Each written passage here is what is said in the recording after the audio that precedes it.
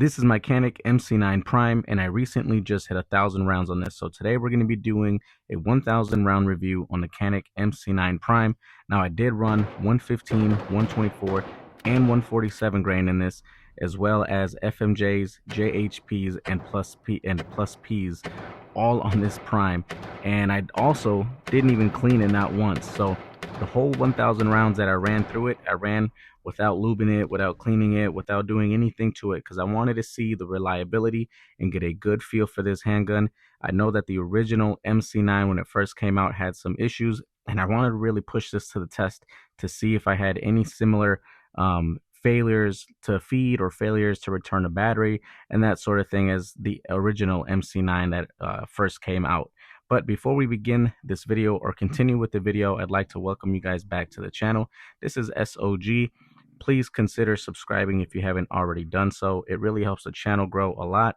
And go ahead and hit that like button if you like this type of content. Now, heading back into the video, I wanted to show you guys just how I have this gun set up. Now, I got the Holosun EPS Carry. This is a multi-reticle system. You can also get this in just a 6 MOA dot or even just a 2 MOA dot, but I've got the multi-reticle system. It is a little bit more expensive, but man, I love this. This is probably my favorite enclosed optic that's on the market currently. So I love that. Check that out if you haven't really shot with a Holosun. I've also got a TLR7 Sub on there. I know they got the newer versions that came out, but I got the OG TLR7 Sub. I am rocking the Hilliker Holster Aaron Elite with a TLR7 Sub attachment, obviously cut for an optic and all that good stuff, which has run amazing. It has held my gun in there just perfectly fine. I've also run critical defense from Hornady 115 grain, but I am actually thinking about swapping that. We'll get into that in just one second. And I actually removed the magwell from the gun. Now, I removed it not because it wasn't working or because it was printing or anything like that. I simply removed the magwell because I found that my hand size in particular, when I go and grab the gun, the magwell kind of gives me a little bump up here, and I get a little gap just underneath, so I can't make a full purchase on the frame of the gun, and that was kind of preventing me from hitting my shots a lot more cleanly. And I realized that once I removed that magwell, I was able to get my shots on target a lot better and have more control over the handgun. So that's why I removed the magwell.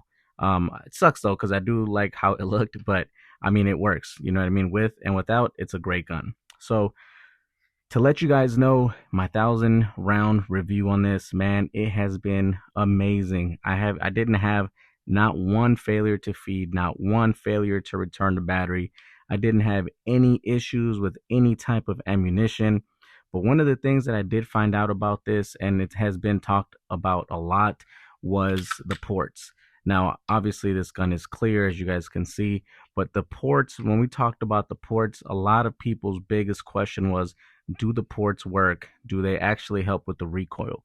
Now, I did a test on this, not with any type of tool or anything like that, but I did a comparison test between this, a couple other comp guns, and the original MC9 LS to show the difference in recoil difference and that sort of thing with the ports on there.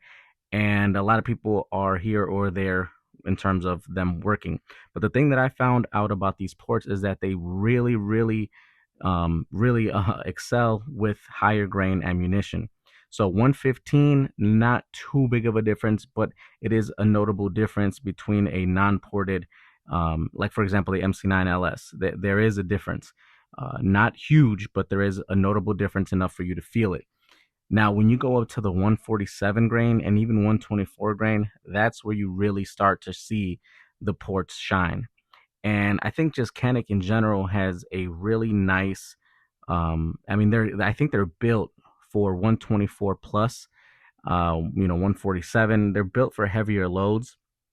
And I think that when they added the ports, they had that in mind, is these guns are already made to take, hotter loads. And when you include the ports on there, it just makes it that much better. And Canik really did a great job with that, in the sense that the hotter the load that you're shooting out of here, the easier it is to manage the recoil on. And that was really impressive for me. And for that reason, I am considering switching from 115 Hornady critical defense to 124 or even 147 federal HST. And that's just me personally. But I wanted to let you guys know, I wanted to make this video to let you guys know just how much of a reliable gun this is, man. 1,000 rounds, not one failure, not one misfeed, not one anything without cleaning it, man. And it ran flawless. So I definitely trust my life to this. This is in my rotation. I have actually been carrying this nonstop ever since I got it, and ever since I got this Hilliker holster. Because as y'all know, man, I hate the G-code holster that this comes with. I absolutely detest it. It sucks. I wish they actually would have kept the old style holster. That's how bad I disliked. That's how much I disliked it. But it is what it is. Canik does a great job of offering so many features and so many products included in their handguns at a lower cost than anybody else. So I definitely do appreciate Canik for doing that.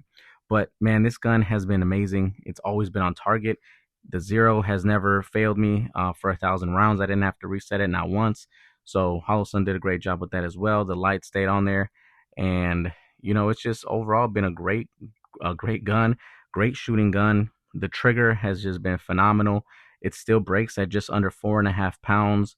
So it's not like, it's all of a sudden a 3 pound or 3.5 pound trigger now that it's been broken in, but it's still at right under 4.5 pounds. So definitely a safe gun to carry with. It's just, man, nothing but good things about the Canik Prime.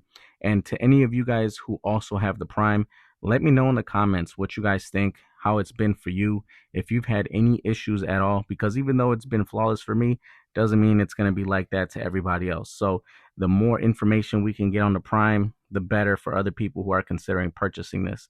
So man, let me know in the comments what you guys think of the Canik Prime. Let me know what you guys carrying. Let me know what you guys use as far as self-defense ammunition. And yeah, man, I just wanted to make this short video, let you guys know Canik Prime is golden. This is one of the best, if not the best, carry gun that I have done. And honestly, I can't wait to see what Canik releases next. I'm really hoping that they release like a original MC9 size Prime, maybe like a Prime Mini type of thing, and even if they remove the ports, because I know that's been a big thing that a lot of people have complained about, is the ports. I mean, man, it is what it is. If this gun would have came without ports, I know everybody would have dogged on Canik and said, oh, get with the program, man. Why? How come everybody else has ported or comp guns and you guys haven't done that yet? So it's just kind of like a lose-lose for Canik on this one. You know what I mean? But I really do hope that they release a Prime Mini of some sort, because even though this is a great gun, I think the size is the biggest flaw in the whole gun itself. And not that it's bad, because it's still concealable, but I think it could be even better in terms of concealability if they were to release something the size of the original MC9. So let me know in the comments what you guys think. How many rounds do you have for your Prime, and have you had any issues? But that'll wrap it up for this video, you guys. I wanted to make it short, clear, and just straightforward for y'all. I appreciate you guys checking in as always. God bless you guys, and I'll see y'all on the next video.